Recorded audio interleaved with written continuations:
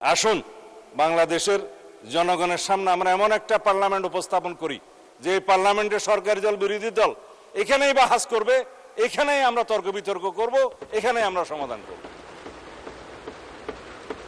মাননীয় স্পিকার, আমরা আহ্বান জানাবো মাননীয় বিরোধী দলের নেতা এবং সকল বিরোধী দলের সদস্যদের, এই সংসদকে আমরা জীবন্ত রাখি, ভাইব্রেন্ট করি, সমস্ত আলাপ আলোচনা এখানেই করি এবং সামান্য বাহানায় যেন আমরা কথায় কথায় ওয়াক আউট না করি। এতে লাভ কার হবে জানি না, কিন্তু ক্ষতি হবে ডেমোক্রেসির।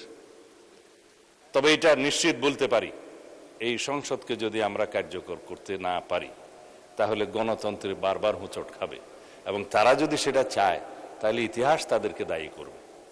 আমরা এখানে বিরোধী দল সরকারি দল সবাই মিলে সমস্ত ইস্যুতে আলাপ আলোচনা করে এখানে আইন প্রণয়ন করে তারপর আমরা বাংলাদেশটাকে সুষ্ঠুভাবে ডেমোক্রেটিক দ্বারাই চালাতে চাই। এটাই ছিল জুলাইয়ের অভ্যুত্থানের আমাদের প্রত্যাশা, আমাদের শহীদের প্রত্যাশা। মাননীয় স্পিকার, আমি আর বিশেষ কিছু বলবো না। আজকে আইন প্রণয়ন পদ্ধতির মধ্যে উত্থাপন আছে বিলগুলো, সময় অনেক হয়ে গিয়েছে। আমার মনে হয় আমরা আইন প্রণয়ন কার্যাবলীর জন্য এগিয়ে যাই। ধন্যবাদ মাননীয় স্পিকার।